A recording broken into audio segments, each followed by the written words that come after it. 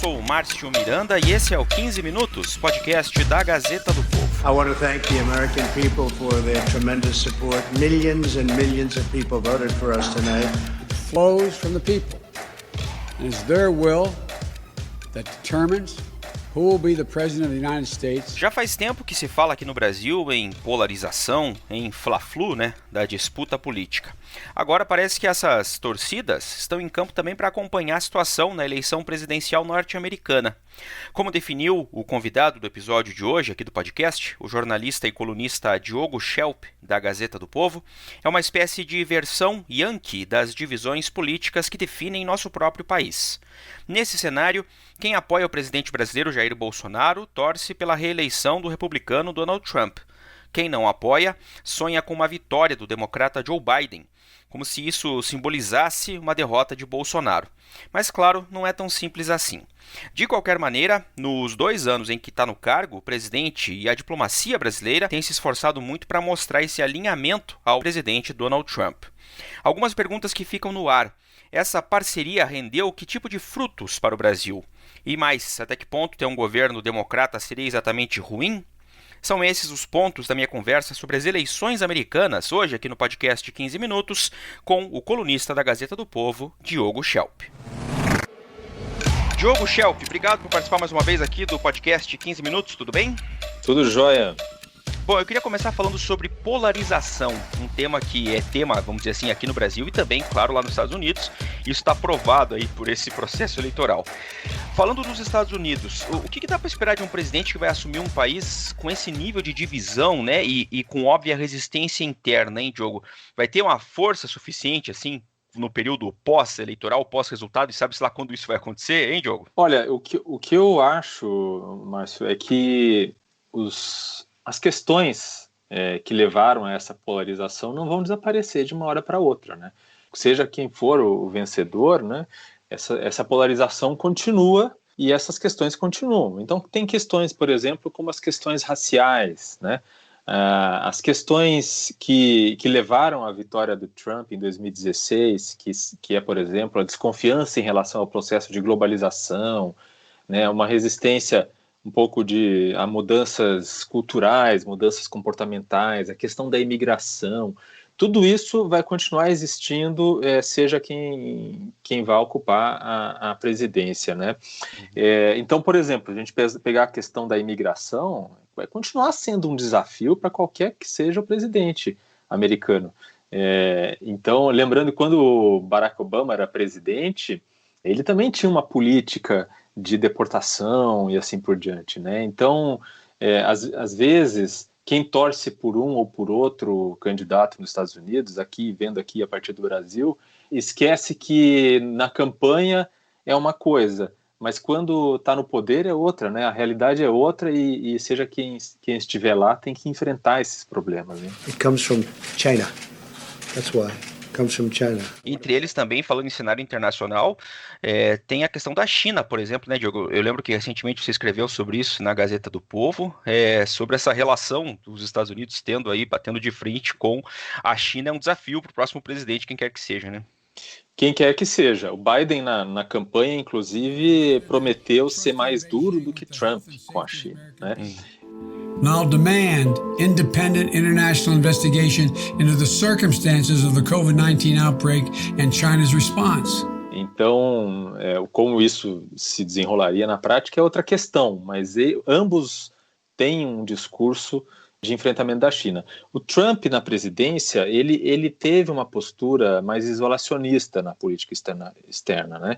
Então, isso fez com que ele, por exemplo, se afastasse um pouco de aliados históricos dos Estados Unidos, por exemplo, na Europa.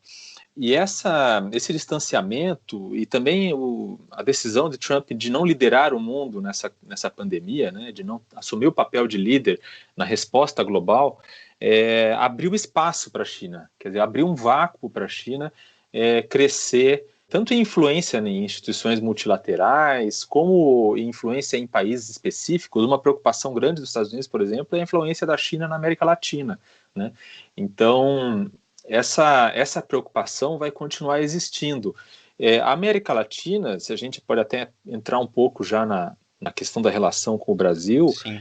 A América Latina nunca, nas últimas décadas, não foi muita prioridade dos Estados Unidos, né? Seja no governo Bush, no governo Obama, principalmente depois dos atentados de 11 de setembro de 2001, o foco americano voltou-se totalmente para a questão da segurança, né?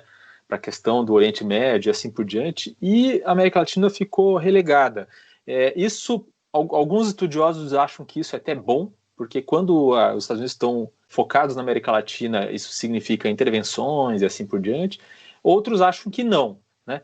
Mas o fato é que a América Latina não é o foco dos Estados Unidos quando a América Latina não está dando problema. A América Latina só vira uma questão para a política externa americana quando está dando problema. O que significa dar problema? É o exemplo, por exemplo, da Venezuela, né? Então, a Venezuela é um problema para os americanos. We're also imposing strict sanctions on the dictatorships of Nicaragua and Venezuela.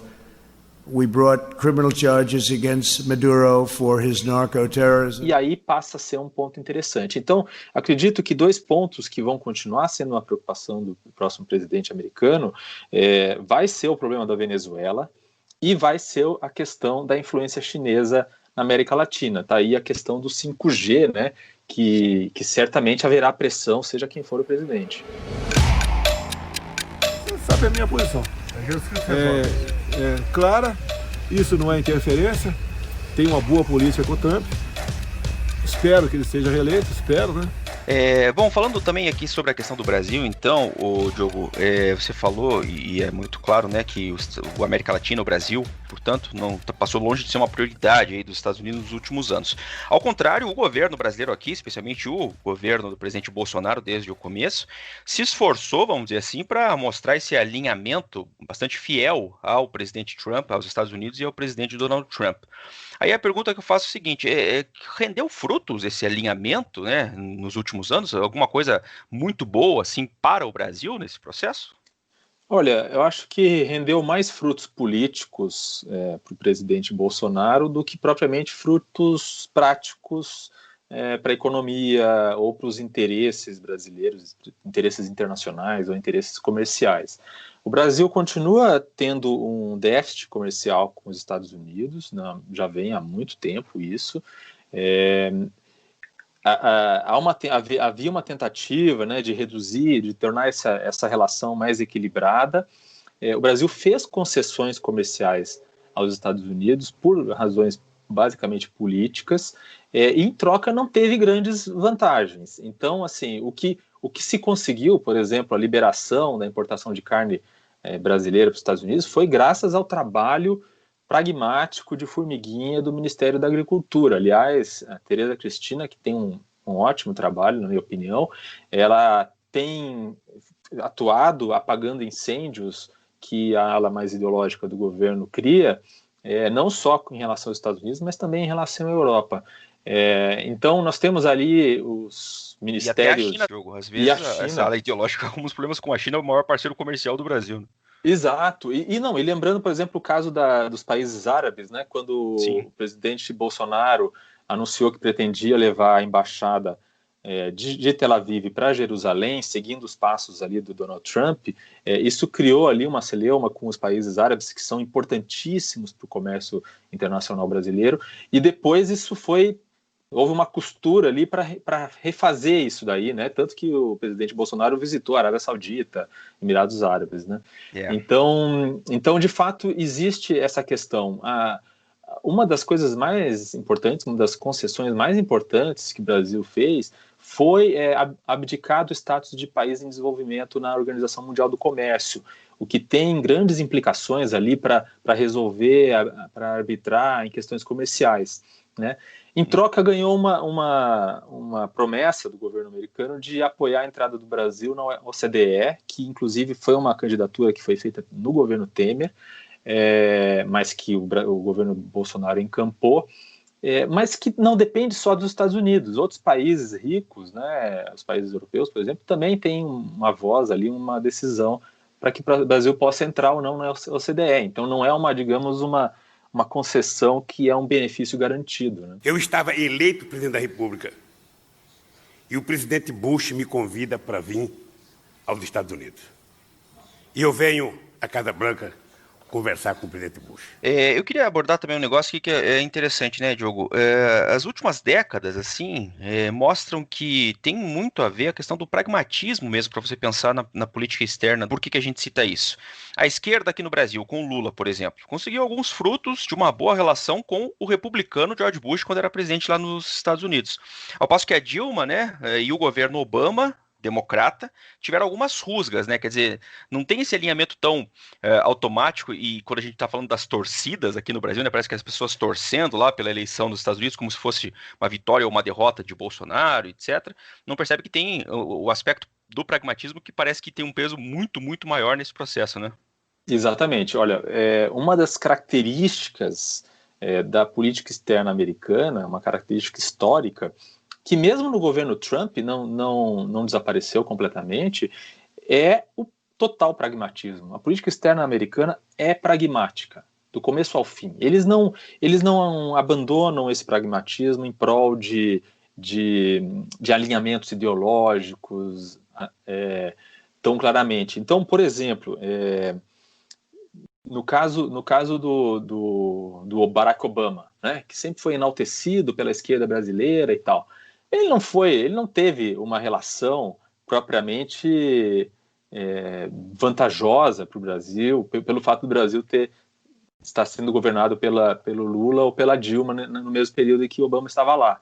Inclusive, olha só que interessante, né, um caso interessante. O WikiLeaks, quando teve aqueles vazamentos, né, do caso WikiLeaks, mostrou que a embaixada americana em Paris estava muito preocupada e enviou telegramas para Washington dizendo que estava muito preocupada com a excelente relação que o presidente Lula estava tendo com Sarkozy, Nicolas Sarkozy, que era presidente da França e que é de direita, né? Um presidente conservador. E os americanos, que eram governados pelo Obama, estavam preocupados com essa aproximação, porque o Lula e o Sarkozy haviam se encontrado 9 vezes em 2 anos, muito mais do que o americano havia se encontrado com o brasileiro. Então, por aí a gente vê que essa questão do posicionamento político e tal, na diplomacia, é muito mais importante, muito mais uma questão interna do que realmente algo que vai definir a maneira como os países se relacionam. O Lula tinha uma relação muito boa com o Bush, porque eles tinham ali, digamos, estavam na mesma sintonia, nenhum dois era ali muito afeito a intelectualidades, esse tipo de coisa. Já o Obama, que é o presidente que se associa como um presidente de esquerda, né, o que também é discutível, ele tinha mais aquele ar assim, mais de superioridade intelectual, um cara mais cerebral e tal, que é uma coisa que não batia muito com o Lula, né? Então, essas relações pessoais, claro, elas são importantes, né? As relações pessoais entre presidentes são importantes, ajuda, facilita, então pode ser que esse alinhamento que o Bolsonaro diz ter com o Trump pode facilitar ali um acesso, uma coisa assim, mas isso não significa que na prática, na hora de fazer acordos e tal, é isso que vai ser levado em conta. Bom, vamos ver o que vai acontecer aí, né? Quem sabe, como você também coloca no texto que você escreveu na Gazeta do Povo, e fazendo menção à entrevista do embaixador brasileiro em Washington, né, o Nestor Foster, recentemente, menos falatório e mais ação pode ser bom para o Brasil aí nessa questão da relação com os Estados Unidos e da diplomacia, né? Com certeza. Na verdade, isso vale para qualquer presidente que esteja na Casa Branca, seja um democrata ou republicano, né? Pois é, e ele fala também nessa entrevista que o setor privado, né, que é a favor do aprofundamento das relações, o setor privado que não tem partido, né, que estão nos dois partidos ou acima dos dois, é a declaração que dá o embaixador nessa entrevista publicada pela Gazeta do Povo, né. Eu acho interessante, o Nestor Foster é um embaixador, obviamente ele tem um perfil conservador, mas ele é um quadro muito bem formado do Itamaraty, né? E independente, eu acredito, Márcio, que ele será importante ali na relação do Brasil com os Estados Unidos pelos próximos anos, de qualquer forma, seja qual for o resultado dessa eleição. Vamos acompanhar. Diogo, obrigado por participar em mais um episódio aqui do 15 Minutos. Até a próxima. Até a próxima. Obrigado. Terminando mais esse episódio do 15 Minutos, podcast da redação da Gazeta do Povo. Olha, durante o episódio de hoje você ouviu áudios retirados do YouTube, dos canais de Joe Biden e de Donald Trump na rede social, também áudios retirados do canal do Diário de Pernambuco, aquele do presidente Jair Bolsonaro falando sobre a sua torcida pela reeleição de Trump, e ainda um áudio do canal chamado Canal da Resistência, do ex-presidente Lula falando sobre o encontro com George Bush nos Estados Unidos. Eu lembro que o 15 Minutos conta com a participação da Maria Scrocaro e da Jennifer Ribeiro na produção, a montagem é do Leonardo Bestloff e a direção de conteúdo do Rodrigo Fernandes. Eu sou o Márcio Miranda e agradeço muito a sua companhia. Até mais!